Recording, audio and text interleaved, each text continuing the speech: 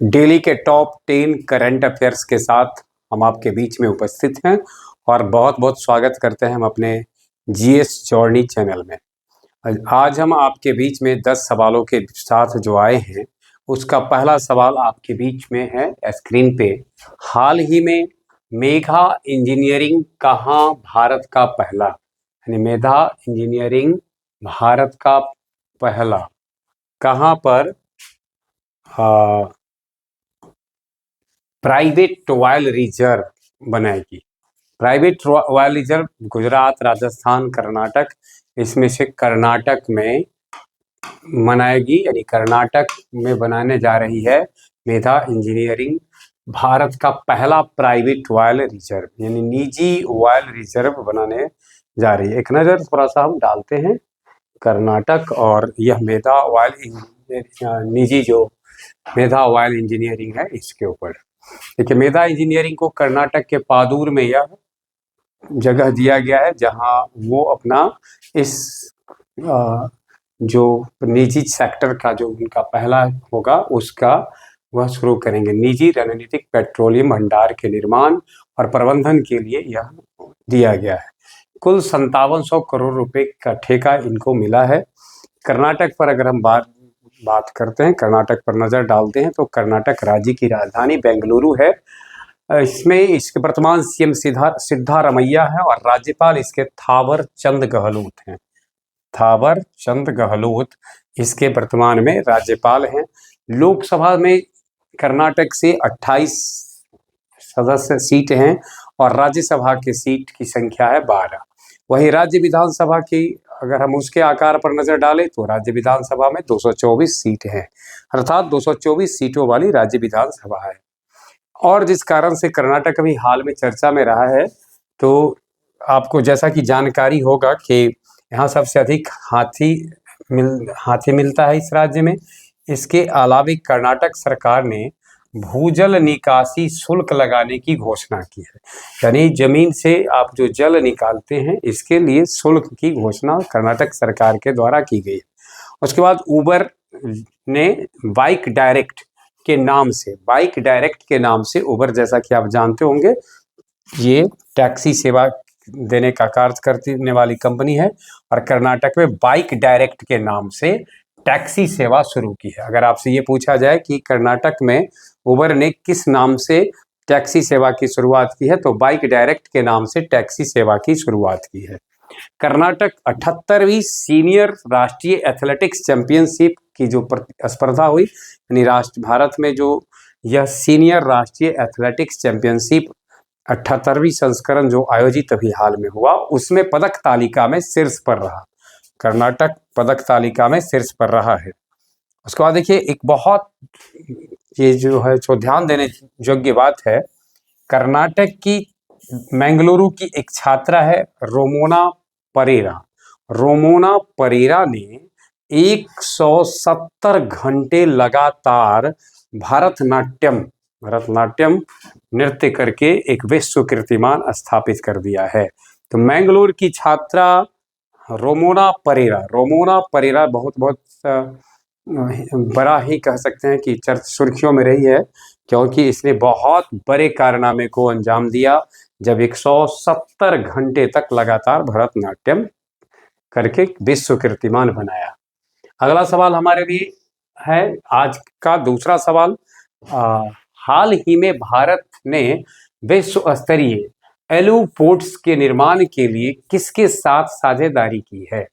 विश्व स्वास्थ्य संगठन, FAO, खाद्य एवं कृषि संगठन और WTO, विश्व व्यापार संगठन, और इनमें से कोई नहीं। यानी आपको बताना है कि एलुपोर्ट्स के निर्माण के लिए किसके साथ भारत ने विश्व स्तरीय समझौता किया है।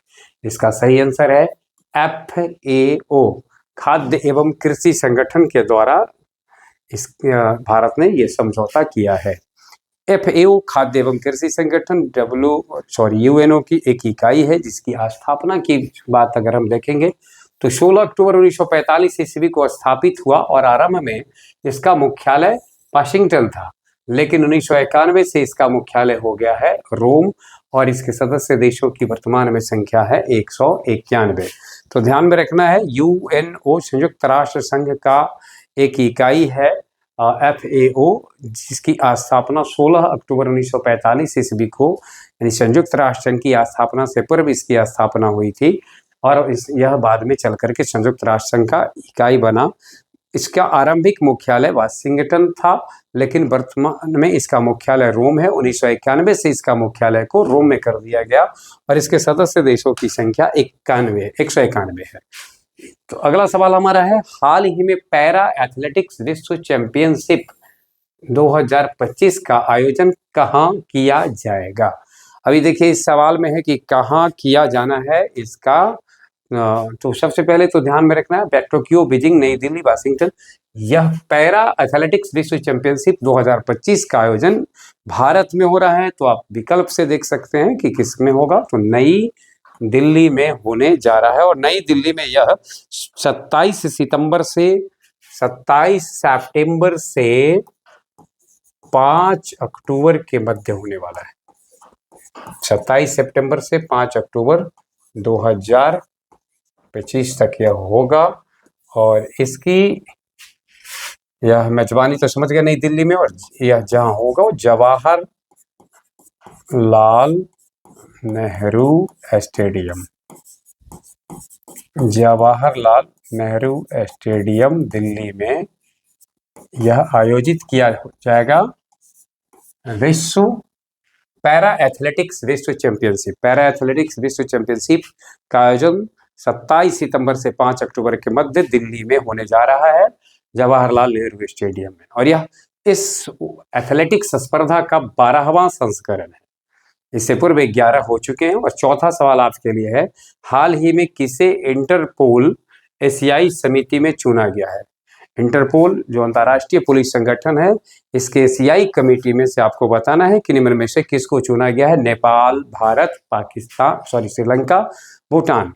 और इसमें सही आंसर है भारत को एशियाई समिति में इंटरपोल ने चुना है।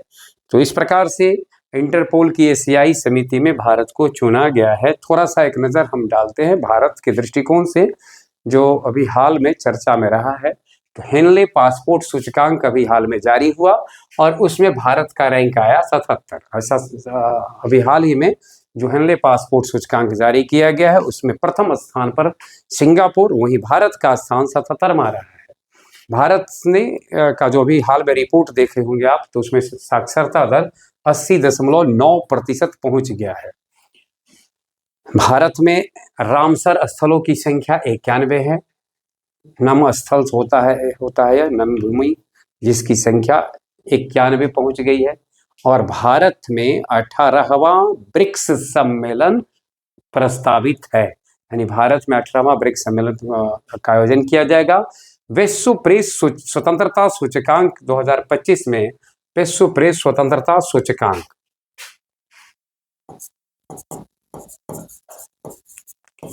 2025 में भारत का स्थान आ गया है 151वां और इसमें प्रथम स्थान पर नॉर्वे है। तो ध्यान में रखना है, हेनले पासपोर्ट सूचकांक में 77वां और विश्व प्रेस स्वतंत्रता सूचकांक में 151वां। ये दोनों रिपोर्ट अभी हाल में हुआ है।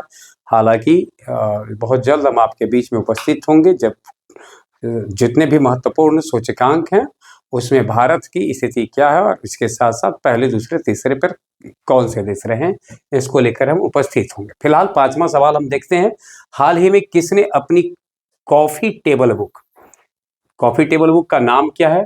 Wild Africa through my lens, wild Africa through my lens launch की है। तो मनीष मुंद्रा, निकिता जोशी, प्रतिभा श्रीवास्तव और अनिकेत रामराव, किसने हाल ही में अपनी coffee table book wild Africa through my lens launch की है? सही आंसर है इसका मनीष मुंद्रा। अगला सवाल है, हाल ही में किसे दक्षिण कोरिया में भारत का नया राजदूत नियुक्त किया गया है? बाबा कल्याणी, एस नारायण, गौरांग लाल दास, प्रणव श्रीवास्तव। इसका सही आंसर है गौरांग लाल दास। यानी गौरांग लाल दास को दक्षिण कोरिया में भारत का नया राजदूत नियुक्त किया गया है। थोड़ा सा और भी जिनकी नियुक्ति हुई है उन पर थोड़ा नजर डालें। डॉक्टर गीता वानी रायसम ने NISCPR निदेशक का पदभार संभाला है। यानी NISCPR का पद के निदेशक का पदभार मिला है किनको? डॉक्टर गीता वानी को। वही FSIB ने SBI के MD के रूप में रवि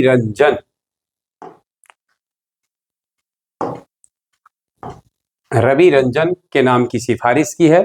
और अभिषेक सिंह को नाइजीरिया में भारत का उच्चायुक्त नियुक्त किया गया है। यानी अगला उच्चायुक्त नाइजीरिया में कौन है? अभिषेक सिंह। पीछे हमने जिक्र किया था कि उच्चायुक्त प्रायः शब्द इस्तेमाल होता है उन देशों के लिए जो राष्ट्रमंडल देश हैं, और वहाँ जो भारत के जो विदेश में जैसे राजदूत होते हैं उस प्रकार से ही जो राष्ट्रमंडल देश है उसमें भारत का उच्चायुक्त होता है। और नाइजीरिया की उच्चायुक्त के अगले उच्चायुक्त के रूप में होंगे अभिषेक सिंह। चलिए अगला सवाल हमारे लिए है, हाल ही में पाकिस्तान ने किस देश के साथ परस्पर समझौता किया है? यानी आपको बताना है कि पाकिस्तान का जो परस्पर समझौता हुआ है वो किस देश के साथ हुआ है। ऑप्शन आपके लिए UAE, सऊदी अरब, कजाकिस्तान और ओमान। तो इसका सही आंसर है सऊदी अरब। यह समझौता किया गया 17 सितंबर 2025 को। सऊदी अरब पर एक नजर हम डालते हैं। सऊदी अरब की राजधानी रियाद है। मुद्रा इसकी सऊदी रियाल है।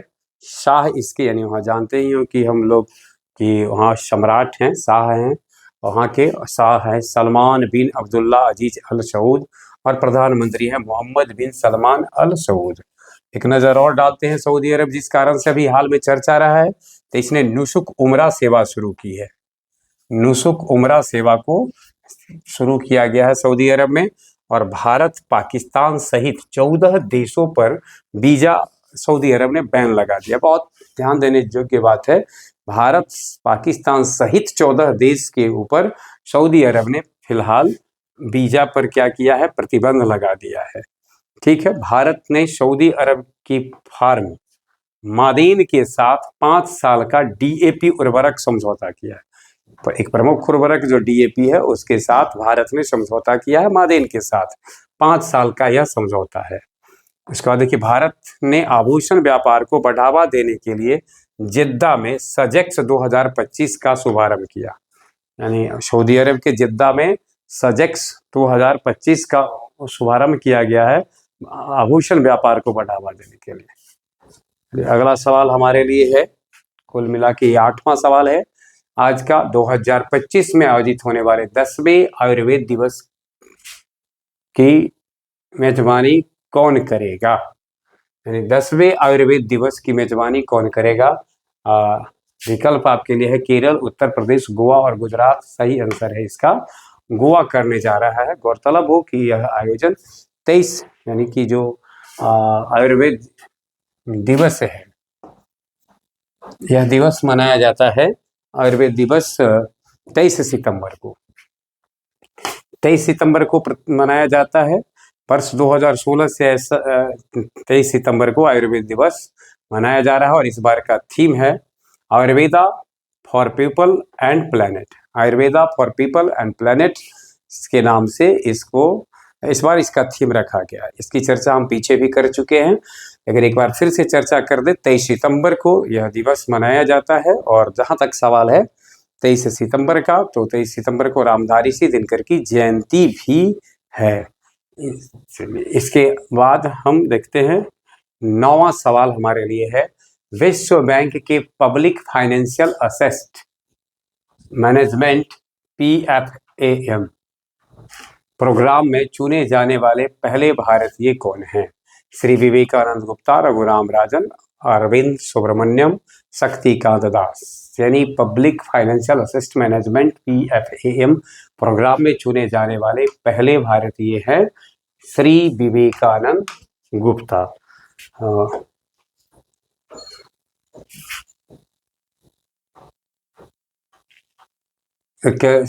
सवाल है हमारा, लास्ट है यह, 5वां राष्ट्रीय फार्माकोविजिलेंस सप्ताह कब से कब तक मनाया जा रहा है। देखिए, सबसे पहले तो यह सप्ताह सितंबर महीने में मनाया जाता है, ये हमें ध्यान में रखना है। और विकल्प आपके लिए है 10 से 16 सितंबर, 20 से 26 सितंबर और 17 से 23 सितंबर, 19 से 25 सितंबर। अभी हम लोग जब इस पर चर्चा कर रहे हैं तब यह सप्ताह मनाया ही जा रहा है। सही आंसर इसका होगा 17 से 23 सितंबर तक इंडियन फार्माकोपिया कमीशन द्वारा यह मनाया जाता है सितंबर महीने में, और 2021 से मनाया जाए, यानी इसकी जो शुरुआत हुई है वह वर्ष 2021 से हुई है। ये आज के 10 सवाल थे जिसके साथ हम उपस्थित थे। 10 सवाल यानी कि ये सब के सब करंट अफेयर्स हैं। डेली टॉप 10 के साथ हम आपके बीच में उपस्थित होते रहेंगे। अब तक के लिए यानी आज भर के लिए इतना ही।